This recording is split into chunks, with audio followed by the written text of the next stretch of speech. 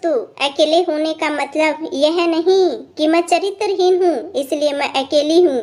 जब एक लड़की ने शादी न करने का फैसला किया, क्या वह खुश रह पाई या उसे उसका अफसोस था? तो चलिए मैं सुनाती हूँ आपको मेरी आप बीती। मैं अखबार के मैट्रिमोनियल पेज पर अपने छोटे भाई के लिए एक दुल्हन ढूंढने के लिए एक विज्ञापन देख रही थी।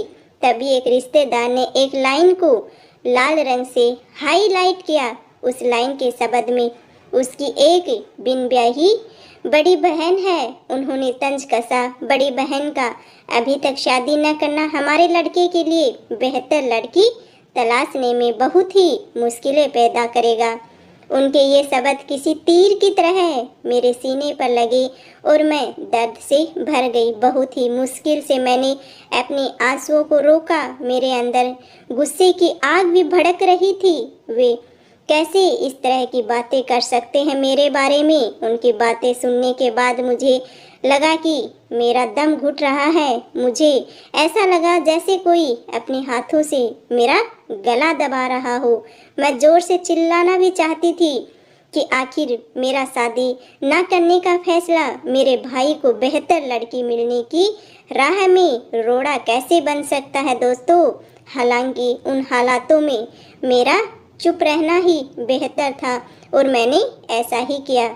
मैं उम्मीद कर रही थी कि मेरा भाई या मेरे पिता उस रिश्तेदार की बात का विरोध करेंगे, लेकिन उन्होंने भी बाकी रिश्तेदारों की तरह मेरे दुख से किनारा करना ही बेहतर समझा। मेरी माँ मेरे दिल की बात समझती थी और कई बार वे इस तरह की दिल दुखाने वाली बातों को ख़त्म करने की नाकामयाब कोशिश भी किया करती थी। हालांकि वे खुश थी कि उनके बेटे की शादी होने जा रही है। एक वक्त था जब मेरे माता पिता मेरी शादी के सपने भी देखा करते थे दोस्तों। 2 भाई बहनों में मैं ही सबसे बड़ी थी, इसलिए यह पहले से ही तय था कि मेरी शादी पहले होगी, लेकिन मैंने ऐसा नहीं किया। यह ऐसा था जैसे मैंने अपने माता पिता को उस खुशी से ही वंचित कर दिया हो जिसका सपना वो हमेशा से ही देखते आए थे। इस वजह से पिछले कुछ सालों से हमारे बीच भी बहुत ज़्यादा तनाव हो गया था। इस बात को लेकर के कुछ इसी तरह की चिंताएं और सवाल मेरे रिश्तेदारों और दोस्तों के बीच भी पैदा हो गए थे। कुछ दोस्तों की चिंताएं तो समझी जा सकती थी, लेकिन कुछ तो बिल्कुल ही बिना सिर पैर की चिंताएं थी। ऐसी बातें करते थे जिनका कोई मतलब ही नहीं निकलता था दोस्तों। जैसे एक दिन मेरे स्कूल के दिनों के एक पुराने दोस्त ने मुझसे कहा, मैं जानता हूँ कि तुम शादी नहीं करना चाहती, लेकिन फिर भी तुम्हारी कुछ इच्छाएं तो ज़रूर होंगी। अगर तुम चाहो तो तुम्हारी उन इच्छाओं को पूरा करने में मैं मदद कर सकता हूँ। उसने कहा कि उसे ऐसा करके खुशी होगी, बशर्ते उसकी पत्नी और बच्चों को इस बारे में कुछ भी मालूम न पड़े। अपने दोस्त की इस बात को सुनकर मैं हैरान थी कि किस तरह का दोस्त है ये। हाँ, यह सच था कि मैं अपनी ज़रूरतों या इच्छाओं से अनजान नहीं थी और उसके लिए मुझे एक पार्टनर की ज़रूरत भी थी। लेकिन इसका यह मतलब निकालना कि मैं किसी के लिए भी उपलब्ध हूँ, यह तो मैं कभी स्वीकार नहीं कर सकती थी दोस्तों। इससे ज़्यादा तो हैरानी की बात यह थी कि इस तरह का प्रस्ताव मेरे पुराने दोस्त ने मुझे दिया, जिसके बारे में मैंने कभी ऐसा सोचा भी नहीं था कि उसकी ऐसी सोच होगी मेरे बारे में। मुझे लगता है कि उसके प्रस्ताव से मुझे उतना गुस्सा नहीं आया, लेकिन उसके मन में मेरे बारे में ऐसा ख्याल आया। यह सोचकर मैं तनाव में ज़रूर चली गई थी, अंदर ही अंदर सोचने पे मजबूर हो गई थी। ऊपर से उसका इसे एक मदद और सेवा कहना तो बहुत ही ज़्यादा बेहुदा था। मेरा शादी न करने का यह मतलब नहीं था कि मैं किसी के लिए भी उपलब्ध हूँ। मेरा शादी न करने का यह मतलब नहीं कि मैं किसी के लिए भी जब चाहे तभी उपलब्ध हो जाऊँ। उसकी इस बात ने हमारी दोस्ती में जो मासूमियत थी उसे पूरी तरह ख़त्म कर दिया था दोस्तों। उससे मिलने के बारे में सोचकर ही मैं डरने लगी थी। आज भी मैं उससे बात करने से भी बचती हूँ कि पता नहीं उसके दिल में क्या चल रहा है मेरे बारे में। जब लोगों को मेरे सिंगल होने के बारे में मालूम चलता तो मेरे बारे में उनके विचार बदल जाते। मुझसे बात करने का उनका अंदाज पहले जैसा नहीं रहता है। लेकिन इन बातों से मैं परेशान नहीं होती। यह सब कुछ मेरे लिए आम सी बात हो गई थी। मैं अपने फैसले खुद लेती हूँ, अपनी पसंद और नापसंद का खुद ख्याल भी रखती हूँ। दोस्तों, आज मैं 37 साल की हूँ, 37 साल की हूँ। अकेले रहने के अपने फैसले पर मुझे कोई पछतावा नहीं है। और मैं उस समय 25 यानी कि 25 साल की थी जब मैंने शादी न करने के अपने फैसले के बारे में सबसे पहले माँ को बताया भी था। मैंने पैसा कमाना शुरू ही किया था और मैं चाहती कि मैं अपने सपनों को पूरा करूं, नई ऊंचाइयों को छूऊं। मुझे लगता है कि मेरी माँ ने मेरे दिल की बात समझ ली थी, लेकिन बाकी लोगों की तरह से उठने वाले सवालों के आगे वो भी मजबूर हो गई थी। दोस्तों, तुम कब अपनी बेटी की शादी करने वाले हो? तुम कब अपनी बेटी की शादी करने वाले हो? अगर तुम्हें कोई अच्छा लड़का नहीं मिल रहा तो हमें बताओ, हम कुछ मदद करेंगे। जैसे जैसे मेरा करियर ऊपर उठने लगा वैसे वैसे ही मेरे लिए लड़के तलाश तेज होने लगी थी। लड़कों की तलाशें भी तेज होने लग गई थी। घर वाले और परिवार वाले सभी लड़के की तलाश में लग गए। लोग मेरे माता पिता को कहते थे कि शादी करने से सुरक्षा मिलती है, लेकिन उनकी बातों के उल्टा मैं सुरक्षा के लिए किसी से शादी नहीं करना चाहती थी। मुझे पता था कि मेरे माता पिता के दिल और दिमाग में क्या चल रहा है। उनकी बेटी शादी की उपेक्षित उम्र को पार करने वाली है और अभी भी उन्हीं के घर में रह रही है।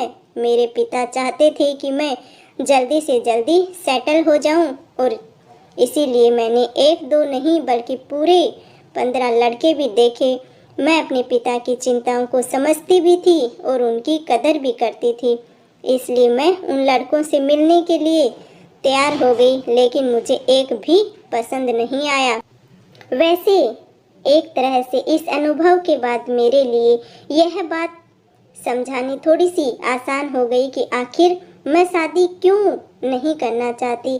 मैंने कुंवारी माँ बनने का फैसला क्यों किया है? हाँ, मैं गैर मर्दों के साथ चैट करती हूँ तो मेरे माता पिता भी इस बात को समझ गए, लेकिन बाकी लोग मेरे बारे में अलग अलग राय सुनाते थे, अलग अलग तरह की बातें बनाते रहे।